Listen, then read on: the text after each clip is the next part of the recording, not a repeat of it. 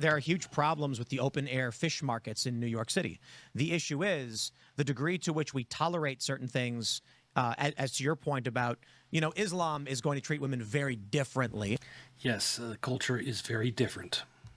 We end up seeing female genital mutilation in some places, so it's well past our boundaries. But in New York, for instance, you have open fish markets, and New Yorkers have complained about the smell and moved out of these areas because the government is unwilling to do anything about it. The problem... Can you imagine living somewhere and then illegal immigrants set up a fish market that absolutely stinks up and your house just smells of rotting fish every day? Oh... problem is substantially less than people being killed or being beaten. That's the point. But it's still a problem for the people who once lived in New York and called it home. That's the point that I'm making, though. Like, sometimes you can have these groups of people, different groups of people with different cultural backgrounds, and they'll be able to function in a society. Sure, there will be some displacement of people that live there currently because they don't want to live around. The smaller the group of immigrants from an outside culture, the faster the integration. They're a large enough group to form their own community and hold their own cultural events, then the pace they assimilate is glacial, if not at all. That's why this mass migration is so destructive. It needs to be a much smaller scale. What have you, a fish market and stuff. But if you look at the Muslim communities, they're doing things like, they're doing calls to prayer 5 times a day. I've seen a bunch of videos of large groups of Muslims laying out their prayer rugs in the middle of their street. I just wanted it. Calls to prayer. Paris. Islamic call to prayer blasting through a Paris subway.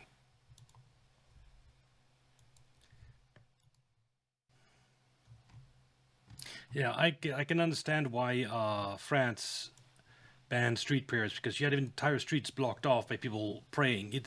It's just highlights exactly how French culture is being destroyed and how French people are being impacted by migration to an absurd degree. So even people that are pro-migration want to hide the impact, and so mass street prayers and blasting call to prayers in like Paris subway that they try to suppress, and praying intentionally to disrupt the society that they live with.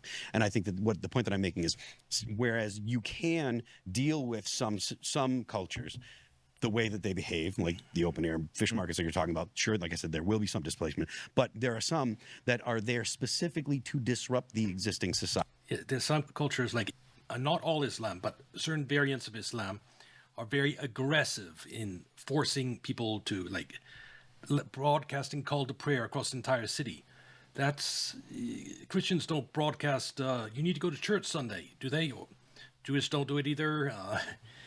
Hindus, and it's a very obnoxious Islamic culture thing, and it's disruptive when it's brought to other countries. Society, not right. It's just it's the degrees of So you were saying that we don't have the problems from other cultures. I'm just saying we do. I actually think it's a bit more pernicious when it comes from these tolerable actions which are detrimental to society, such as you have fish guts in the streets in New York in certain areas. It's disgusting. And I often point out the city smells like sour milk because there are certain food practices that shouldn't be tolerated. The issue then is... But progressives aren't willing to crack down on stuff like this as much, because if they crack down on all cultural aspects of immigrants, some immigrants might go back. I'll throw it to the Antifa, the political violence conversation we've had over the past several years in why it is that you often hear in the media how the right is more violent and the left is not. It's because what I would describe for the right is when you hear some kind of right-adjacent political violence, it is extremely rare, but it is extremely acute. That is, a guy with a gun shoots a bunch of people. It doesn't represent the majority of Republicans. I can't remember the last right violent incident. It's all been left for like the last year at least. Republicans, in fact, most Republicans would denounce almost every idea this person has, but it makes headlines everywhere. When you have 3,000 Antifa punching people in the face, not a single one of those stories makes national headlines. So that's blunt. That's the blunt force political violence versus the acute or the obtuse.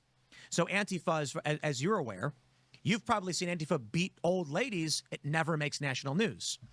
That angers me. So you can have. There was a period where Breitbart was tracking every. You know, an ideology is evil and is wrong when the only way they have to propagate it is violence. If you can't convince someone with words, your ideology is probably trash. Act of political violence against Trump supporters. And there was a list in like 1 year of 900 attacks, but they're all small blips. No one really. And combine that with liberal judges that give no penalties to small crimes like this. Antifa just never goes to jail and keep on assaulting people. Cares that a guy got punched in the back of the head. One time in 3 or 4 years, a guy who's screaming about, some fringe far-right ideology shoots up a bunch of people. It's in the news for decades. And so that's what we're dealing with right now. I actually think it's all bad. But to the point, Phil, about, Islam, that's... Let's see what Google says. Last incident of far-right violence. Yeah, all these examples are from 2003, 2004. There doesn't appear to have been any major ones this year. It's the acute violent problem. A guy comes up to National Guard, guardsmen, and kills them, versus the obtuse. There's fish guts in the streets in New York City. And what happens with these is the problem isn't enough for the city to react. Oh, wait, the coming up to guardsmen, that wasn't far-right violence. Most people are just slowly pushed away by it. Yep. And then eventually you get entrenched enclaves, and the people who live there give up. You can't import someone from Afghanistan and then he does violence and you can call it far-right. No, far-right would, if the far-right was listened to, that guy from Afghanistan wouldn't even be here. And leave. Do you think Do you think that most Americans are more inclined to say, you know what, I don't mind the Chinese people that have an open air fish market, as opposed to the Muslims that are stopping traffic and possibly doing things like I think the point is the videos we've seen of them doing, there's one where it's they're at an airport and they're all blocking the vending machines, and they did not need to block the vending machines. Although there's been a fact check where they said that they intentionally went to an area that was away from they had asked in advance. But there are videos of them on the sidewalk, in the streets, and doing these things. And if you say it's intentionally disruptive, we're talking about, again, an acute issue most people are instantly offended by. Mm-hmm. I actually argue we can easily say that terrorism is a worse problem than anything. It's a permanent, terrifying, and massively politically impactful action that is worse. Of course, but the small stuff matters too. Than anything any other culture has done when they've done something bad. However, as I mentioned, it is worse in many ways because it is pernicious in these, the example being the open air fish markets, because what happens is they set it up, and there's a bunch of people who live in an area. And they go to the local place and say, hey, this smells really bad. Like, I live here. I own property. It hurts property values.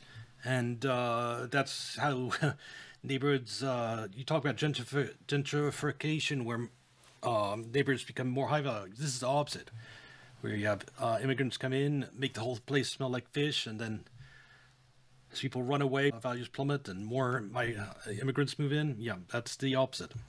We can't have this. And he goes, there's nothing illegal about them selling fish. So one person moves in and opens a shop and puts a bunch of dead fish on ice in front of their store on the sidewalk. And they say there's no law for it. There's no unity.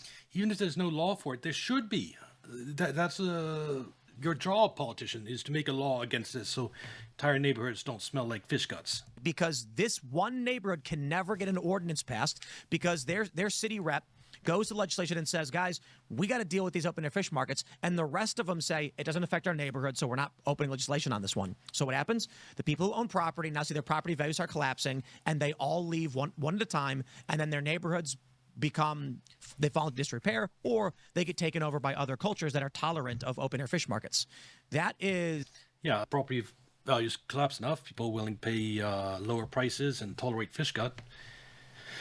Entire quality of life collapses in the neighborhood. This annoys me. Is terrifying as to what that means for this country if we don't enforce our And how can it be legal just to set up shop and have fish guts? That's so gameable. Now, people setting up fish guts, they know the impact it's going to have, and they don't care. And maybe they intend it.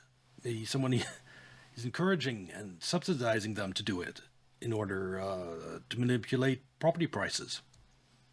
If you can then get rid of all the fish markets after you've bought up a lot of properties cheap, you can make a big profit. our cultural values and say, you know, we have a law in the book saying you can't put a pie on the windowsill on certain days. Please don't put dead fish on ice in front of all these storefronts. It's not pleasant. I don't know, Elad, if you've experienced like the New York fish markets. I don't like going there. No, they're very trashy, but it's mostly only Chinese people down there. And if you go in the neighborhoods, you're wonder like, why. yeah, you're looked at differently too. Like you're out of place if you.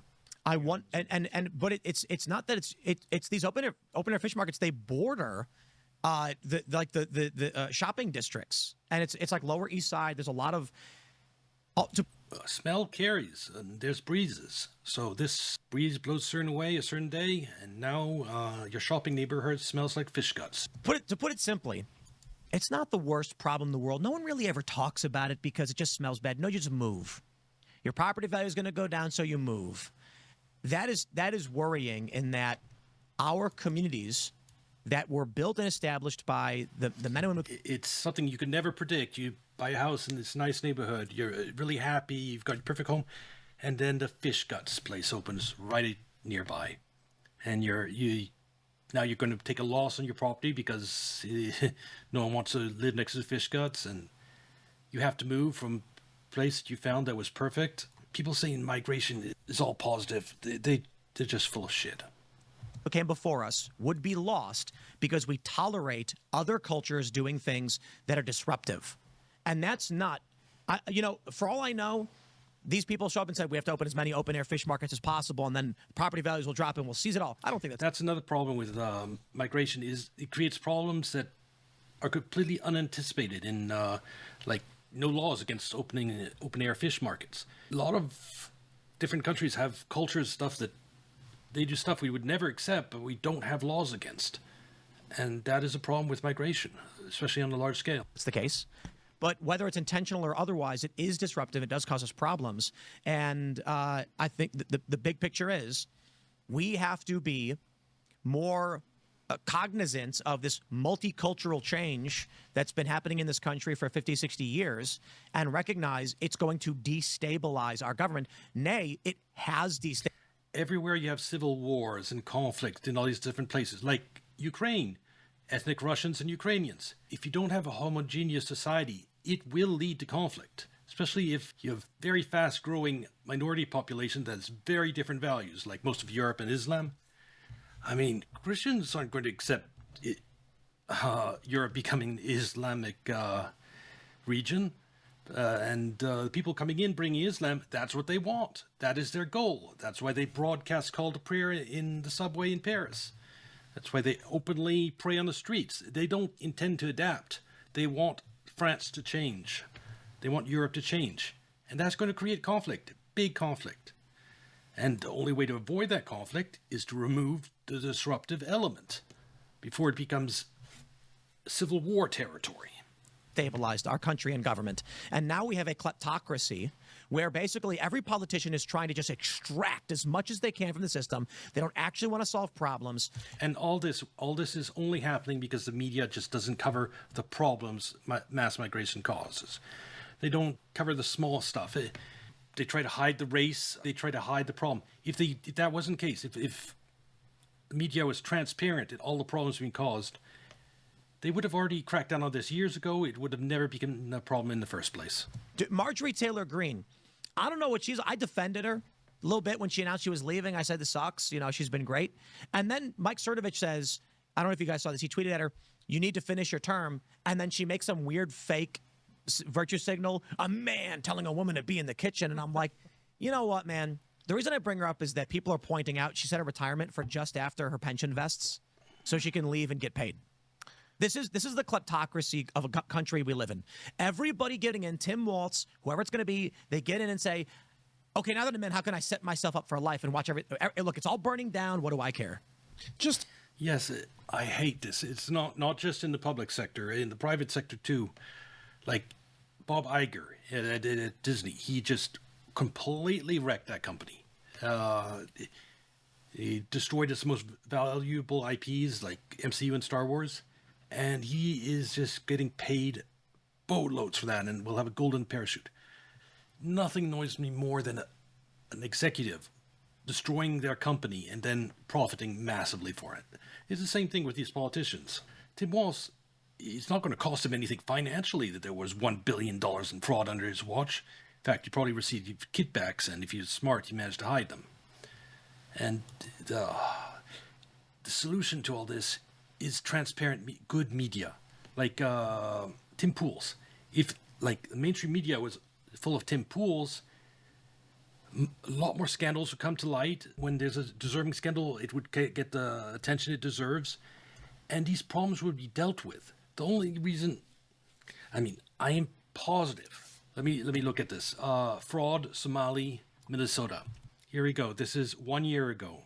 A Somali American former investigator. Why you're hearing about fraud in my community. In total, 70 people have been charged with a scheme to bilk the federal government of more than $250 million meant to feed hungry children during the pandemic. This article, July 2024. 200, even if it's not a billion that it is today, even 200 million. That is a story that should have made national news. If you have a Somali is committing fraud on that scale. And this is, you see, this is a Somali American former prosecutor. They know it's fraud in my community. It was known. This story about Somalian fraud was known, openly known, over a year ago. But of course, it's deleted because crimes by minorities get censored. So that's what I mean about a functioning media. It wouldn't be this year that we'd be hearing about all the fraud in the Somali community. You'd hear about it last year. And even probably earlier than that, there was big stories about it. The reason it takes so long is the media acts as an obstacle to it spreading. It's only once it reaches a certain level of that it can't be suppressed anymore, then finally it breaks into the mainstream media. The story, it was known all the way back then. To argue on that Marjorie Taylor Greene point, the pension, the congressional pension, is not much money. Once you consider in particular that Marjorie Taylor Greene was already very rich going into Congress. I get it. I don't think that makes any... What we need is a media that's aggressive in going after these fraud cases and doesn't wait years until they're forced to. Big difference. I think it was a big FU to Mike Johnson. I think that's who it was directed towards. But I think she needs to understand that it's also an FU to everybody who voted for her to serve out a 2-year term in the House of Representatives. I do think that while we're sitting here arguing and reconsidering whether or not if importing the third world will turn us into it, I'm satisfied. What is there to debate? A third world is characterized by like a few ultra rich and a huge seas of poverty around that. And if you import an unlimited amount of poor people, you're going to become a third world country. It's guaranteed. There's no ifs or buts about it. It's the only question, how much immigration does it take and how quickly it happens? But the quality of life is plummeting in America because of mass migration. That it seems as though that the administration understands that it indeed is. And I'm also very grateful. I mean, that $1 billion in fraud in Minnesota, that's $1 billion of the taxpayer revenues could have been improving the quality of life of Americans in Minnesota. It's huge. At this point that the president isn't letting a so-called good crisis go to waste. I hate saying that because it makes me kind of sound like a piece of shit. But the president, after this happened, sent out a Truth Social where he said, I will permanently pause migration from all third world countries to allow the U.S. system to fully recover, terminate all of the millions of illegal Biden admissions, including those signed by Sleepy Joe Biden's auto pen, and remove anyone who is not a net asset to the United States. That's anyone coming in should be a net benefit. They should not arrive and go on food stamps. They're just a burden. And it's rife for fraud on too, so it's double burden. Not only do you have to pay, but there'll be others that abuse it for fraud. No. Let's go. This was also followed up, one last thing, Tim, with what the administration is actually doing too now is halting the processing of all immigration requests from Afghanistan. They also ordered a review of all green cards issued to individuals from 19 countries and threatened a wider crackdown on migrants from what, again, he called third world countries. So Again, Trump is doing everything he can, but he's against the system that's been put in place to enable this mass migration. On his side is the fact that culture is shifting in his direction. Like, finally, because of alternative media like Asmongold and YouTube and streamers, it's finally widespread public perception is turning against mass migration. So that's helping him change things. But he still has very powerful vested interest in keeping migration going and keeping those that came here. And we can only wish him the best. this is a serious backlash to this this one event, and I'm glad that the president and administration is taking this seriously. Thanks for checking out this clip from Timcast IRL. Okay, Tim, one of the honest sources of news. He has some bad opinions occasionally, but overall, bad opinions are fine. It's dishonesty that's the problem. All right, this will probably be on YouTube. Like and subscribe, and I'll catch you in the next video. Bye.